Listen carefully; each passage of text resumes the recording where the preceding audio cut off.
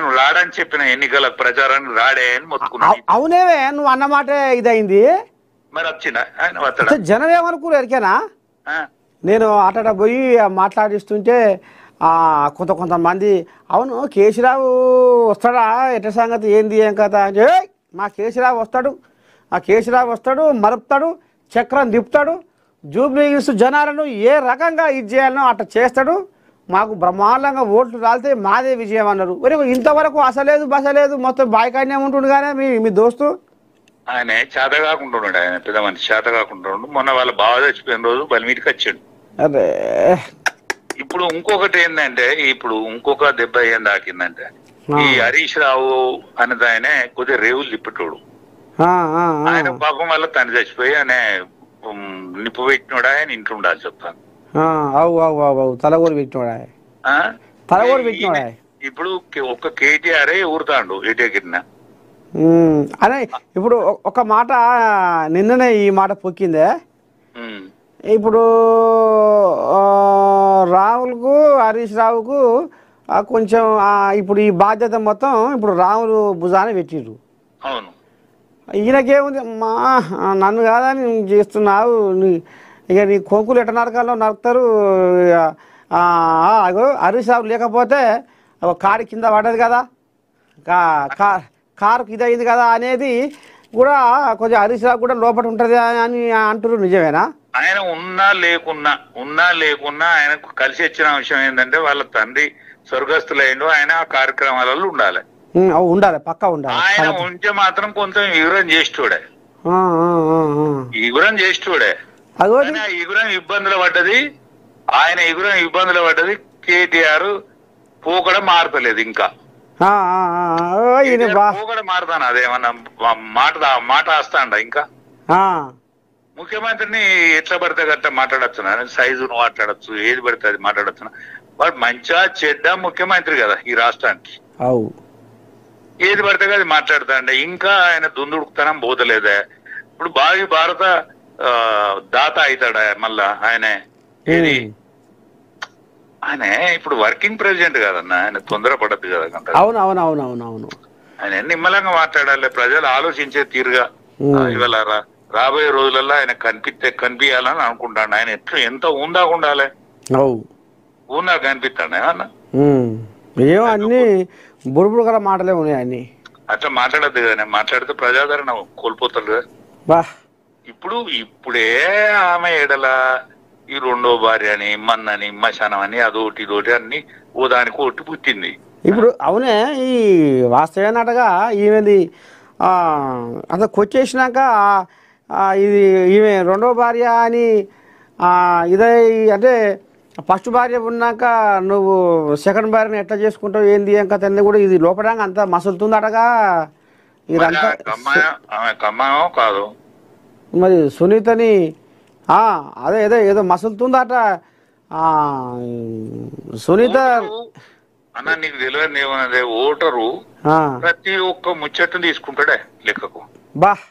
ఓటేసే ముందట ప్రతి ఒక్క ముచ్చట్ను తీసుకుంటాడు. వాడు టెంపర్మెంట్ ఆగుతున్న లేడేమరో ఇప్పుడే అన్నట్టు కూడా చూస్తాడు. ఎన్నో కోణాల నుంచి ఆలోచించి ఓటేస్తాడన్న. ఎటు చూసినా కూడా టీఆర్ఎస్ కి అయితే దెబ్బజలుడు పక్క. ఆ పార్టీ 15వ తారీఖు దుంబాల కేసు అంతేనా? నా కోపం ఉండి కాదన్న, నిజం అది. అదే వాస్తవం. నువ్వు పెద్ద మనిషివి, కరువు కాలం వెళ్ళబోసినావు, రాజకీయ అనుభవం ఉన్నోనివి. ఇంతో అంతో ఇట్లా జనాలు ఆదరణ ఎటు పడుతుర్రు, ఎటు ఒరుగుతుర్రు, గాలి ఎటు మళ్ళీ పోతుందని ఇక గాయంతమ్మడు పసిపట్టవా. కానీ ఇంకోటి ఏంటంటే నువ్వు అన్నట్టు ఈ రాములు కూడా ఈ మాటలల్లో కొంత ఆయన జనాదరణ ఓడిపోతున్నట్టే కొడుతుంది. ఆయన మాట తీరు మారనుండనే. సుందర ముఖారం ఇందమే సుందర ముఖారం ఇందమే కళ్ళల్లో కానవత్తాంది గర్వం. అమ్మా సుందర ముఖారం ఇందమే కళ్ళల్లో కనిపించేది గర్వం. అది ఎవరు సహిస్తాడని అయ్యాళ్ళు. మళ్ళీ ఓట్ల ముచ్చట. ఓటేసే ముందట ఎన్ని ఆలోచిస్తారు. అవునవునవునవును. నువ్వు అన్నమాట వామ్మో ఈ పేలాటవు ఈయన సోకాటం ఇప్పుడే ఆస్తలేడు వామ్మో ఇంకా రేపెట్టుంటది కథ ఆయన కాడికి కూడా జనాలు ఆలోచన చేస్తారు. 500 రోజులలో కేసీఆర్ ని తీసుకొచ్చి ముఖ్యమంత్రిని చేస్తున్నట్టాడు అవుతుందా అన్న అది? ఉన్న 10 మంది గోయింద కొట్టిండ్రు, గెలిచిన వాళ్ళలో 10 మంది వెళ్ళిపోయిండ్రు. రేపు దబ్బున ఎటమటం అయింది అనుకో, ఎటమటం అయితే ఎవడు ఉండడు, మళ్ళీ ముఖ్యమంత్రిని ఎట్లా చేస్తాడు ఆయన? మాట్లాడే మాటకు దానికి అంతు పంతు ఉండాలి కదా ఏదన్నా. మేము బలమైన ప్రతిపక్షంగా ఉండి కొట్లాడతాం అనే మాట అంటే ఇవ్వడం నచ్చుతాడు. మేమే రేపు రాజ్యానికి వస్తామంటే ఎవరు నమ్ముతాడే? నాకు దోషణ ముచ్చలేదు కదన్నా. అంతే అంతే అంతే అంతే అంతే అంతే అంతే ఇక ఇంట్లో మళ్ళీ ఇప్పుడు ఇంటి పంచాయతీ ఒకటి పుట్టింది. ఇంటి పంచాయతీ ఇప్పుడు చెల్లె ఇక ఊరంతా ఒడ్డనే పెట్టుకుంటే నక్క తోకనే పెట్టుకున్నట్టుగా ఇప్పుడు ఆమె ఊరు వచ్చింది. ఇప్పుడు మళ్ళా ఆయన రేవంత్ రెడ్డి రేవు తిప్పుతలేడు. నువ్వు సొంత చెల్లెలు కన్నీళ్లు దూరుతలేవు, నువ్వు మా కన్నీ అందరు కన్నీళ్లు దూరుతానంటావు, ఎట్లా అంటా రేవంత్ రెడ్డి అది పట్టుకుంటావు. అది దొరికే ఈయనకు ఆయుధం దొరికే ఇంటో దాని మీద ఖండన ఏమని చేయాలి? దాని మీద ఖండన ఏమని చేయాలి? ఇప్పుడు కుర్చీల పాటు వెళ్ళుకోవాలి ఆయన కోళ్ళగా ఏం అనస్తలేదు, దాని సందు లేదు. ఇప్పుడు ఈయన కన్నీళ్లు దూడువండి అని అంటాండి. ఇవాళ కన్నీళ్లు చెల్లె క్యాండిడేట్ క్యాండిడేట్ భర్త తెచ్చిపోయింది, నువ్వు కన్నీళ్లు దూడవాలి సుమా మీరే అని అంటాడు. ఈ రేవంత్ రెడ్డి రేవులో ఏమంటాడు? మీరు మీ చెల్లె కన్నీళ్ళే నువ్వు దూడతలేవు, ఈయన కన్నీళ్ళు ఎట్లా దూడతావు అని ఆయన బట్టి కుటీలో బట్టి వెళ్ళుకోవాలి గాలేదే. అవునవునవునవునవును పక్కా సందులు ఇరికే. జనాలకు కూడా నువ్వు అన్నట్టు సందు దొరికింది, సందులు ఇరికిండు కోజాగా. అది రేవుకి వచ్చేది కాదన్న, అది రేవు కాదు.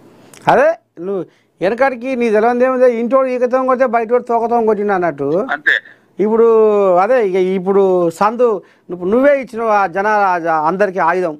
అవును, ఇటు అధికార పార్టీ వాళ్ళకు ఆయుధం నువ్వే ఇచ్చినావు, ఇప్పుడు జనాలకు నువ్వే ఇచ్చినావు ఆయుధం. ఇప్పుడు వాళ్ళు అయ్యే చెప్తారు కానీ కన్నతల్లికి గాజులు చేపినోడు, ఆ కన్నతల్లికి కూడు పెట్టినోడట పినతల్లికి గాజులు చేపిస్తా, బంగారు గాజులు చేపిస్తా, బంగారు గాజులు చేపిస్తా అని అన్నట్టు చెప్తారు కదా అయ్యా మీటింగులలో.